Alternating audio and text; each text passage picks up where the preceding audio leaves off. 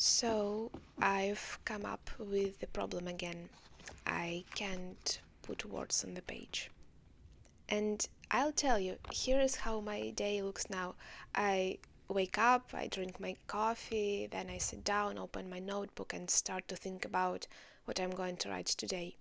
For example, now I'm working on my dark psychological drama novel, and so I think, like, should I draft this scene where my main character suffers from insomnia?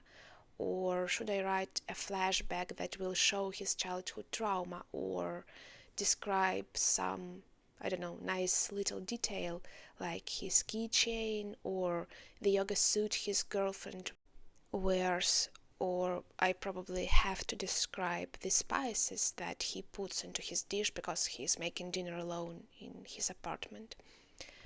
And sometimes I don't have ideas at all, like I just sit down and feel that I don't have any picture in my head immediately. And when I don't have it immediately, I start to worry. Maybe it will never appear. Like, that's when my thoughts start to spiral downward. I worry more and more, and while I'm worrying, I have no free space in my head for the creative flow that allows me to produce words like sentences and paragraphs.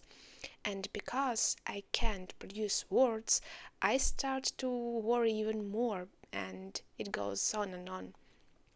And in the end, I have so many negative emotions like anxiety, disappointment, frustration that I'm technically not able to write anything.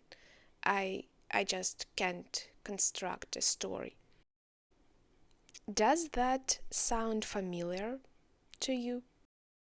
I've been struggling with this problem for weeks now, and at some point I even started avoiding my work through active procrastination, let's say. Now, all I want to do is just to make notebooks. It's my new hobby, it's my new obsession, which even looks productive.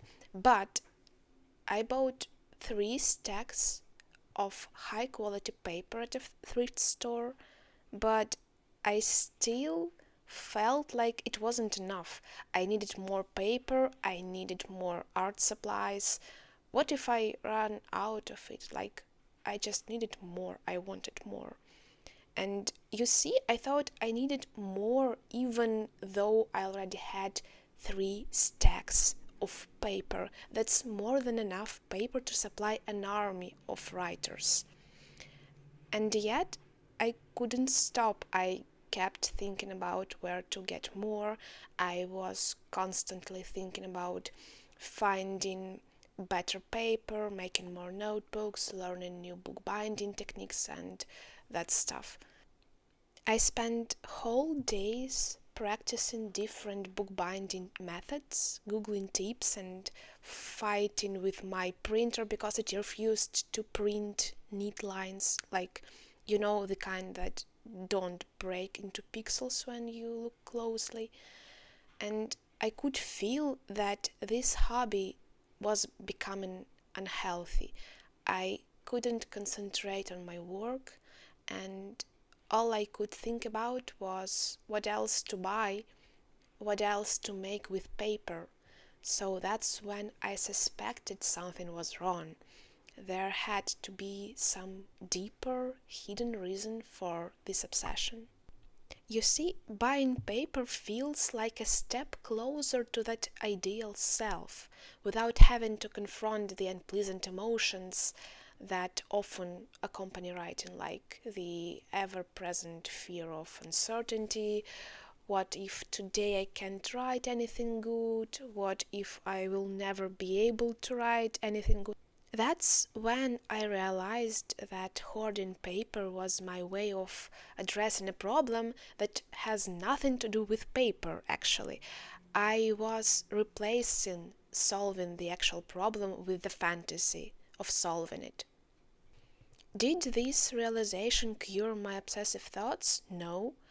I still compulsively want to stockpile paper, but this insight pointed me toward a deeper issue that needs addressing. I'm talking about the fears and anxieties that make writing uncomfortable sometimes. If I can work on that, maybe those obsessive thoughts about paper will fade. At least I hope they will. And so now I know that I have a serious chronic issue hiding behind smaller and more manageable problems, so it stays unnoticed. For example, I don't have enough paper to write comfortably. It sounds like a small, easy to solve problem, and all I have to do is actually buy more paper. But really, I already have 3 stacks of paper, and I'm still worried it's not enough. I'm just trying to fool myself. It's easier to distract myself. As I said, usually it really works like this. I can't start writing and I worry about it, and the more anxiety I feel, the more tension builds around writing, like around this practice. And the more tension there is, the stronger the resistance becomes. So the question is, what do I do about it? For now, a realistic solution looks like this. First, I have to accept that the problem exists. I have to acknowledge that I live with chronic anxiety, which won't be solved with a quick hack, and I need to remember it when I plan my work or when I just think about my work. I also should not allow myself to sit in front of a blank page trying to find an idea, because it's a direct way to anxiety. Instead, I can try to come from the other side. For example, I can start with regular journaling because it's easy, it's something that I always can do immediately without thinking or generating ideas.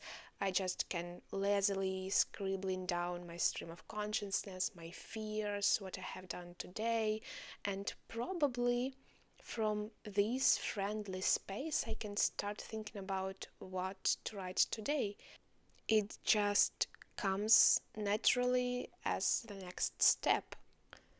Like, here I am now, I have completed this scene where my main character has a threesome with this girl who experienced some grooming from a teacher while studying in Catholic school. I already have a picture about it in my head, and when I have this picture in my head, it starts to develop itself. So I can imagine what comes next, and congratulations, the process of writing for today has just started. And that's it. That's the way to break the cycle. I used to think that I was unproductive because I lacked discipline, self-discipline. Now I think that the real problem is my anxiety. Chronic anxiety prevents me from sitting down and actually writing. I also need to stop fantasizing about being the kind of person who just sits down and writes, because I know that's unrealistic. I have this picture of my ideal self who has no inner obstacles, no fears, and I was trying to adjust myself to this picture, but it adds too much pressure. It makes me have expectations, and in the end, it's not effective.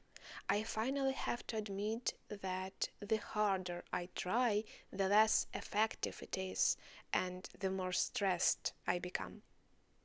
So sometimes soothing anxiety means stopping analyzing my writing struggles and just diving into the process, because being in the process means not talking yourself into writing, not watching yourself from the outside.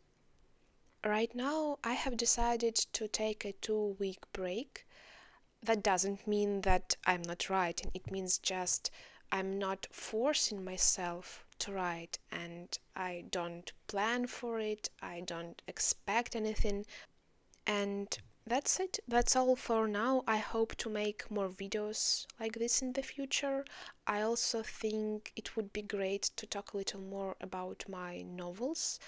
I hope it will be interesting because I, for example, would love to see such videos from my favorite writers, but alas, my favorite writers do not make videos and don't expose their creative work in public. Anyway, take care and see you next time.